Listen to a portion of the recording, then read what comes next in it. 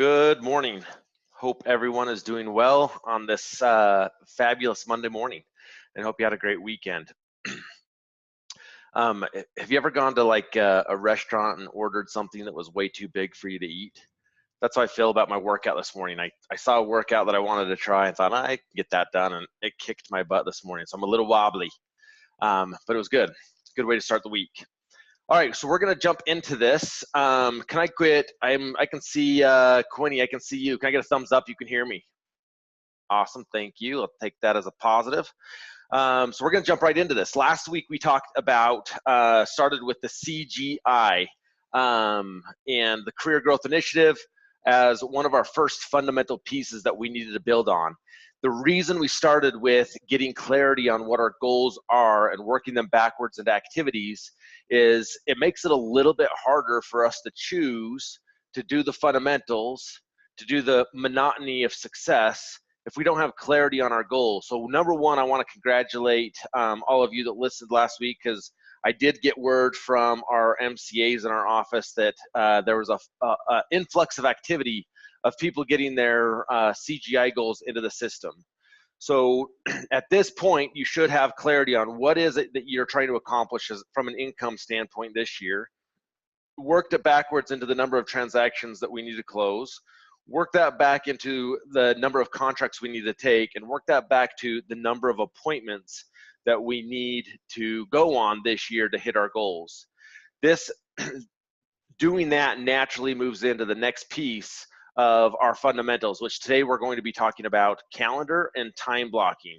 Now, this does not necessarily sound like a super fun topic, but that's going to be the theme of almost all of our conversations in regards to the fundamentals. Is none of them are super cool or sexy, but the truth of the matter is if we learn to implement these fundamentals into our business and make them part of who we are, we're going to find that success shows up systematically, which success showing up systematically is different than forcing success. One takes a lot more effort and energy and causes burnout, and one is run by systems and results and habits and becomes part of who we are. So today we're going to focus on time blocking, and I've got a couple tips and tricks. I was actually had a conversation with an agent this week that has become a very dear friend of mine, and we were talking about how we naturally want to fight any type of structure in our lives because we want freedom. And the truth of the matter is that's one of the biggest reasons that a lot of us chose real estate as a career, is because we want freedom to choose how to use our time, what to do, how to do it, when to do it. We want all that freedom. And we wrongfully think that putting any structure into our world is robbing us of that freedom. And this was a lesson that I had to learn earlier on in my career, that as long as it was me creating rules in my world, I didn't feel like it was somebody else creating rules for me. As long as it was me creating rules inside my world, if I followed those rules that I created, that's where freedom showed up. So the better I got at time blocking and saying, I understand that if I commit this amount of time to this activity, that it actually opens up more time for me to do the things that I want to be doing, whether on a business level or a personal level. And that's where freedom really shows up. I'm a big believer that we get into the business looking for freedom, we fight structure, and we're able to succeed at a certain level under that form of freedom. But for us to really gain both financial freedom and time freedom, we have to create some form of structure in our world. The trick to that, I believe, is we have to create our own structure, understanding and believing that it's actually what's going to create more freedom for us. So they have to be your rules. So the reason I'm giving you that example is that I'm going to show you some specific things and walk you through an exercise today on how to incorporate time blocking better into your world, but it's only an example. I need you to go do this exercise on your own and create your own rules, not Marcus's rules, but your rules of how you're going to create freedom in your world. So I'm going to share my screen here, and we're going to jump right into this.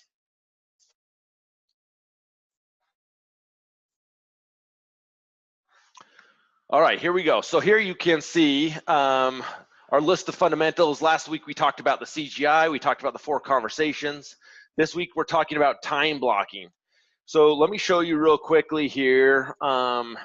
Last week with going through the CGI, you should have created the 4 conversations that look just like this. You can see based on the example we gave last week, we knew that in March, for this example of having a profit of 143,000 a year, my goal profit for March was 11,900. I know I needed to have 2 closings this month, take 2 listings, and go on 2 listing appointments. So you should have this now in your world. You should understand what are the 4 conversations that I need to accomplish this month to make my goals a reality. So here comes the question. You get to this point and that's awesome, and I want to give you a big high five for it. But the next question becomes this. If you had the 4 conversations in front of you and I asked you, does your calendar reflect your 4 conversation goals? Now, if you laid out your calendar in front of me right now, would I bet money on you that you are going to hit your goal this year?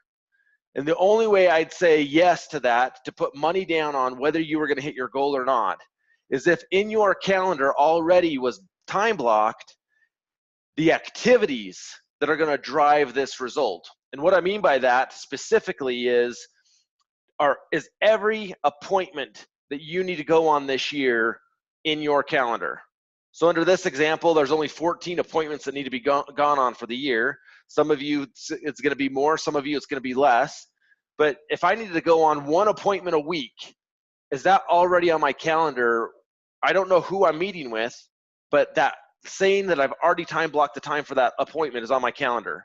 Secondly is, have I set aside the time to find the people I'm going to meet with, to set up these appointments? So is my lead generation and my appointments on my calendar?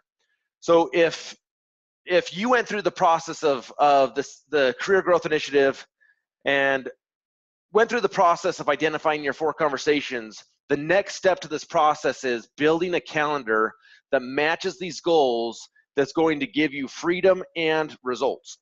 So I'm going to walk you through how to do that today. So for me, this something I had to learn to do is my calendar is already full of items. All of our calendars already have things in them, and we're constantly reacting to our calendars. And when we live in reactive mode, we're not driving success, we're reacting to it and hoping success shows up. So something that I had to do for myself to get better at this activity is I had to create something I call deconstruct my calendar. Because if I just opened up my calendar right now, my digital calendar in Gmail, and I started looking at that calendar, figuring out how I was going to change something or create a new result, it'd be really hard for me to visualize because there's already so many things on my calendar. So I had to create this exercise called deconstruct my calendar, where I basically start with a very clean slate and said, if I really had a clean slate today, how would I structure my calendar in a way that my goals are bound to show up, are guaranteed to show up? And so I start with this sheet here called Ideal Time Block. One of the things I'm going to do is I'm going to send this out to you with the email that goes out today with this recording. Is it's going to give you this exact format. And basically what I needed to do was Sunday to Saturday, look at this and say, hey, okay, there is nothing on my calendar now. Let me start with what's most important to me. Now, in our world, we have non-negotiables and we have negotiables. So the number one thing we need to do is identify what are the non-negotiables in my world on a personal level.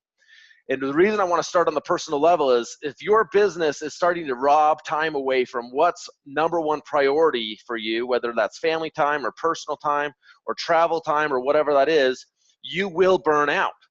So we always have to make sure that the very first thing that goes on our calendar is those non-negotiable personal time.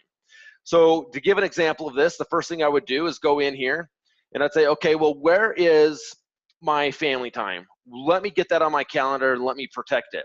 So I've given an example here of going in and saying, okay, well, I want to commit to having dinner with my family at least 2 nights a week or 3 nights a week. For some people, it'll be 5 nights a week. It's, again, this is creating your rules. This is nobody else's rules but yours, and this is how you're going to create your own personal freedom. So number one thing is looking on here and saying, okay, on a given week, with my cadence, with my routine, where is my family time? And so here I drop in a couple family dinners when they're going to happen, date night with my spouse, making sure that that's in here, putting it where I want it so I can guarantee it's going to happen. And on Saturdays, I want to make sure that I'm giving half my day to my kids and my family.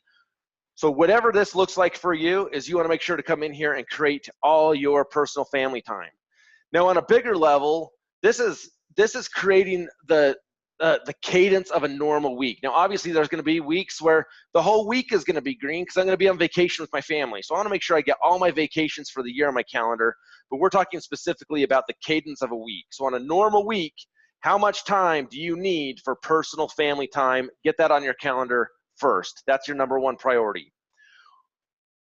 Those are my non-negotiables. Now, there's maybe things on here where my kids got school production or something that I want to go to, and I'll get that on my calendar if I need to. But I know the normal cadence will be this with family time. So get that on, color code it, make sure it looks good, and that you can live by it. The second thing that needs to go on your calendar is your planning time. So you can see now I've created one where I've come in here and said, okay, I'm going to make sure that I've also got time to plan, get clarity on my goals, reconnect with my goals, work on my business. And this really doesn't take a lot of time once you've got your CGI done, which all of you do now. You need to come back in here and say, okay, when are the times that I'm going to commit to planning my week? And so on a weekly basis, I use very little planning time because I know exactly what the conversation looks like, and I've got clarity on my goals, and I've got a cadence to my week. So you can see every night after family dinner, I take a few minutes and close out my day. And that's really less than a 30-minute conversation. It only takes me about 20 minutes to reconnect with my day, but it's on my calendar to say, okay, I know when I'm going to close out my day. Friday nights, I'm out on a date, so I'm not doing it then. But on Sundays, I take about an hour to reconnect with my week, relook at my goals, relook at what happened the week before, what lessons did I learn, what things did I do well, and what's coming up this week that I need to tackle. So the second thing that goes on your calendar is your planning time. Now you can see that I've still got a lot of time to fill on my calendar. This is where my freedom starts showing up. The next thing that has to go on your calendar is my lead generation time, because if I'm not creating the opportunity for appointments, the appointments will never happen. So now I get into my calendar and I'm going to put in, when is it that makes most sense for me to do lead generation? Now, a lot of people get frustrated with this because on most of our calendars that we create in the KW offices, we recommend doing lead generation from 9 to 11 in the morning. Is that the best time of day to lead gen? No. There's studies out there that show any time of day is a great time to lead gen, and people get different results.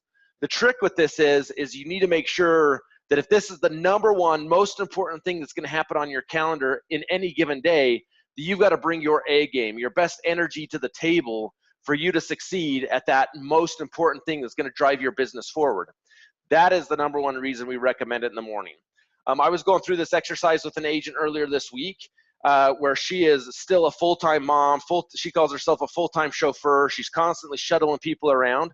And we had to break up this lead gen time on her calendar to where she could see, hey, you know, when I drop one kid off at dance, I'm sitting in my car for 45 minutes while I wait to go pick up my other kid from soccer. With a little bit of preparation, she can use that 45-minute time to do some of her lead gen at that time, and then she's stacking another 30 minutes at another time of the day. Again, this is creating a calendar of your rules, but it's a calendar you have to commit to. So you can see here, I like lead gen in the morning, 9 to 11. I'm putting it in. I can do it 5 days a week. And I know that nothing should happen in my world at that time except generating leads for appointments. Now, if this is not on your calendar, it becomes too easy for someone to walk into your office on Tuesday afternoon and say, hey, you know, I'm going mountain biking tomorrow, or I'm going skiing tomorrow. And then you quickly pull up your calendar. And you're like, oh, I don't have anything. For sure, I'll go with you. I've got time. And we don't feel bad about going because we looked at our calendar and there was nothing on there, when realistically we were behind on our goals. And if we would have had our lead generation activities on our calendar, it would have been easy for us to say, hey, you know what? can we go a little bit later? Or I can't go tomorrow because I told myself the most important thing in my world this year was for me to hit these financial goals for XYZ reason. And then this is on my calendar. I've already committed to it. So the next thing goes on your calendar is lead generation. Look how much white I still have on here as far as time I get to fill doing other things. The next thing that needs to go on your calendar are your actual appointments. This is one I think a lot of people miss. We always hear get our lead gen time on the calendar, but you've already identified the number of appointments you need to go on this year, and we think we're going to wait till we make that connection to put that appointment on our calendar. I recommend that you already get every single one of those appointments on your calendar today. If I pulled up my personal calendar right now, you would see that I've already got every single appointment that I have to go on this year for me to hit my goals on my calendar. Now, there are no names, specific names associated with most of those appointments. They just say listing appointment or market share appointment or whatever type of appointment it is. And now I've created a game for myself because I'm in a race against my own calendar. Because if, for example, here on this, you can see the two purple pieces. I built in 2 appointments a week, one during the day, one during the evening. I made sure to do it on a week that wasn't overlapping with, or a day that was not overlapping with my family dinner, because sometimes these appointments are going to happen when people get off of work. So I'm stacking it up to say, okay, well, I want 2 appointment slots a week that I guarantee that I'm committing to go on appointments. Well, here's what happens if, say on Tuesday, I had a killer appointment at 1 o'clock that went really well. Come Wednesday, if I don't have an appointment set up for Friday at Friday in the afternoon, then guess what I need to do with some of my time on Wednesday?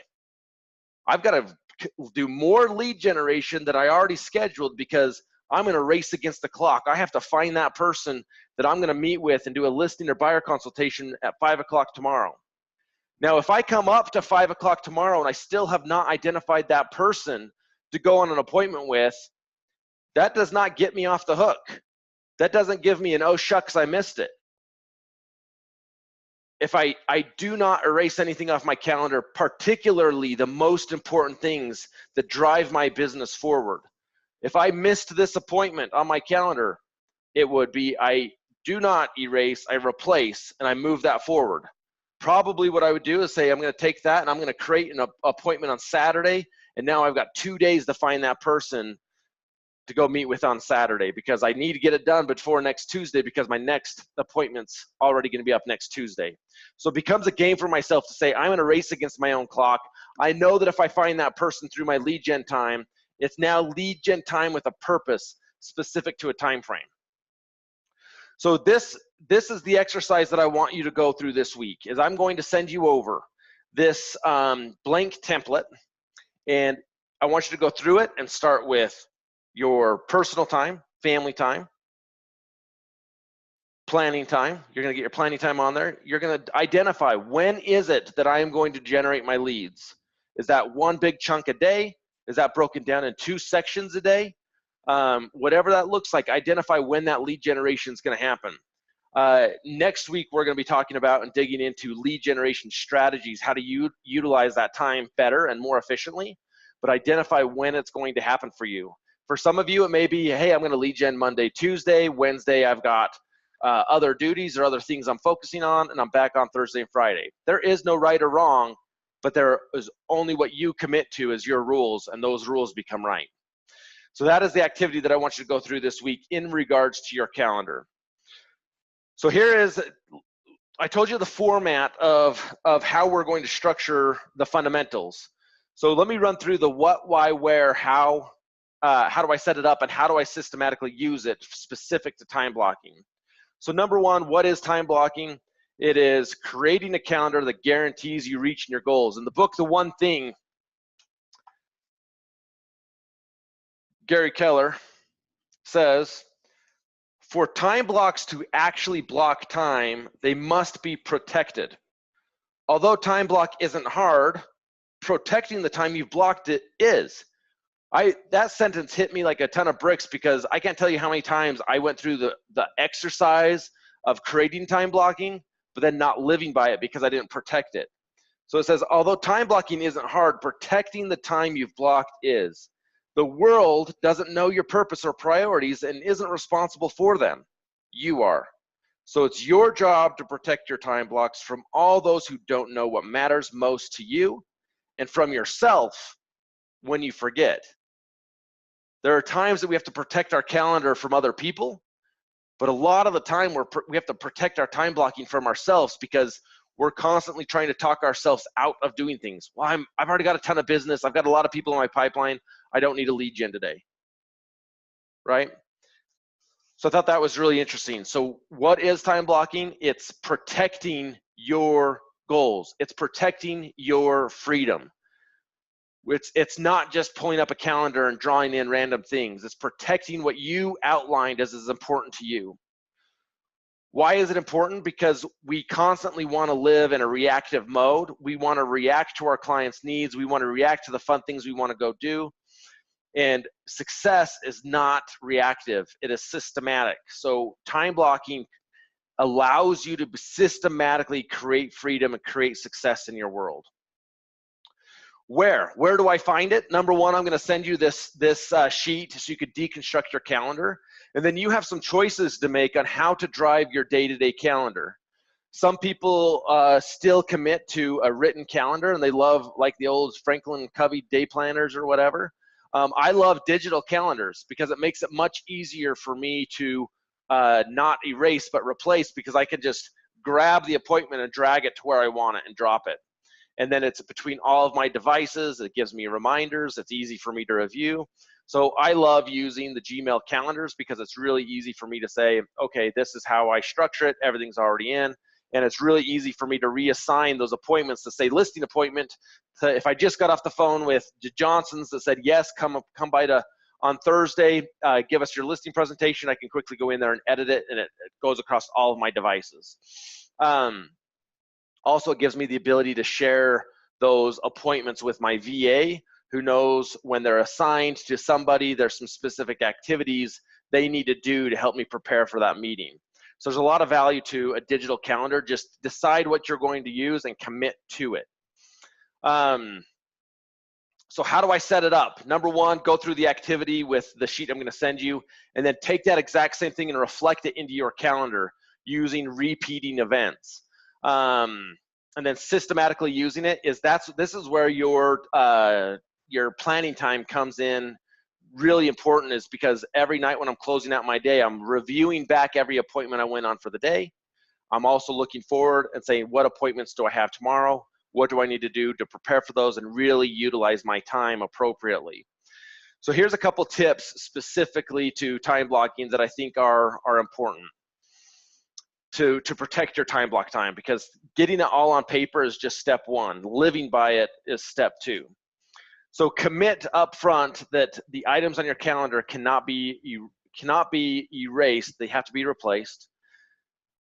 Particularly for your number one priorities like lead generation, be sure to create a bunker for yourself where you know you're not going to get interrupted. A lot of our top agents, you can see during a certain time of day, they've got a sign on their door that says, I'm doing my one thing. I'm lead generating right now. Do not knock on my door. Do not come into my office. Do not ask me if I have a minute to talk.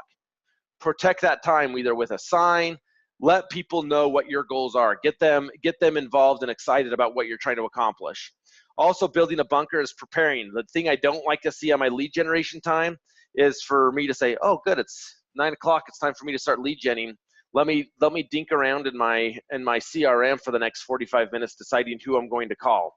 That's part of my planning time, is I want to say, I know clearly what my lead generations efforts are tomorrow. 9 o'clock comes on, it's game on. I've already practiced, I'm warmed up, my energy's up, I'm standing up, my cool headset's on, I'm ready to go.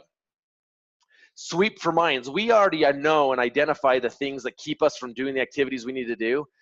The thing I can guarantee you is nobody is sitting on this call or listening to this webinar later saying, oh my gosh, this guy's brilliant. I need to lead gen. We all know that we need to do those things. But we also, if we take a minute and think about it, we already know the things that are keeping us, or the stories we're creating in our mind that are keeping us from actually doing the activity we already know we need to do. identifying those as calling sweeping for minds. What are the things that are keeping me from doing it? And let me get rid of it. So one of the things that I know keeps a lot of us from doing it are the notifications on our phone and our computer of sitting here talking, and all of a sudden your phone goes ding, someone's trying to get a hold of me. Ding, someone's posted something on Facebook. Ding, something, Donald Trump has a new tweet going out that I want to look at. Whatever it is it's ding, ding, ding in our worlds, and we're constantly getting pulled away from the thing that's most important to us. If you need to turn the notifications off on your phone, if you need to take your iWatch off, whatever it is, sweep for minds, get rid of those distractions so you can focus on the thing that matters most, which is your number one thing. With my team, we have something we call the one-touch commitment, and this is actually part of my team's contract when they join my team, is they have to sign an addendum called the one-touch commitment. And what that is too often we have so much communication coming at us at any given time that we think we can handle and process all this information in our minds, but the truth of the matter is we cannot. An example of this is if an email comes in right now and says, hey, so-and-so, one of your clients needs this or has this question, and we think, oh my gosh, I need to remember to get back to these guys, and they're going to shift over and start working on something else, and they're going to forget to do that thing. Or they're going to come back to it and have to restart and reread the email from the top to the bottom. So one of the things that's really helped me utilize my calendar time appropriately and really be able to commit to my time blocked time specific to the most important things in my business is getting good with the one-touch commitment, which states that any incoming email, voicemail, phone call gets a one-touch commitment. It means I'm going to touch it once and take care of it. And the couple options are this. And in fact, one of the things I'll do is when I send out the email today, included with the ideal time block calendar, blank time block calendar, I'll also send you a copy of the one-touch commitment so you can look at it and incorporate it into your own world. If that email comes in, I've got a choice at that moment. I'm either going to take care of it and carry it all the way through and finish it. I'm going to delegate it, give it to the person it belongs to inside my organization, or I'm going to convert it to a task that is assigned and put onto my to-do list. So I know that I never have to come back and read that email again. Same thing with the voicemail. I'm either going to take care of it and deal with it, delegate it, or get it onto my to-do list, and then there's an appropriate time for me to tackle my to-do list. But never am I going to say, oh, I'll come back to that. I'm never going to read an email twice. It's going to be specific activities, one-touch commitment, and carry it through. And the thing that that's been able to do is condense down all the little fires going on in my world so that I never can use that as an excuse of why I'm not going to do the things I've committed to on my time blocking. Another tool that I think is really, really valuable in this is on your to-do list, specifically your success list for the day. So in the night before, when I close out my day, I'm creating my success list. What are the top 4 or 5 things that must get done tomorrow? And next to those, I'm going to put a number. I'm going to prioritize them in what order of their most importance. And I'm also going to put a time frame of how long I think it's going to take me to accomplish them. This task, number 1 priority, should take me 25 minutes. This task, number 2 priority, should take me an hour. And if by putting a time frame to it, I've now committed to get it done in that time. So I will actually set a timer on my phone specific to that activity to tell myself, you've only given yourself 45 minutes to accomplish this task, go. Now I'm going to race against the clock to get it done. Otherwise, we all know that any task can drag out to any amount of time that we're able to give it. And it's really easy for us to justify, hey, this specific task, so I'm going to let it take an hour and a half because I really don't want to do my lead generation in 30 minutes. So put a time frame to those tasks that they have to get done. Put a time frame to them, and you'll be surprised at how much quicker you can get them done. So we're going to wrap up right here. A suggestion that I got from one of you this last week is at 8:30 as I wrap up, I am going to open this up for questions. Feel free to stick on the call for anyone that has questions, or you can wrap it up because I know I gave you the time frame from 8 to 8:30. Your assignments for this week are create your ideal time block calendar, reflect that onto your actual calendar that you're going to be using. Make sure that you have family time, planning time, lead gen, and your appointments are all reflected on your calendar. Then ask yourself, how am I going to protect this time? And do I truly believe that by living this time block calendar, these rules that I created, not Marcus created, that I created, that I'm actually going to create more freedom in my world? And I guarantee you, as you go through this process, you're going to go through the same revelation that I did, saying, oh my gosh, where I fought this before because I hate feeling like I'm living under a thumb, I'm now experiencing freedom and I'm able to take more on in my world and I'm able to impact more people. So that's my challenge for you today. Thank you guys for being on here. I'm going to open it up for questions. Unmute yourself if you've got a question for me, and it can either be in regards to what we talked about today or anything that you guys want to talk about. But thank you guys for being here.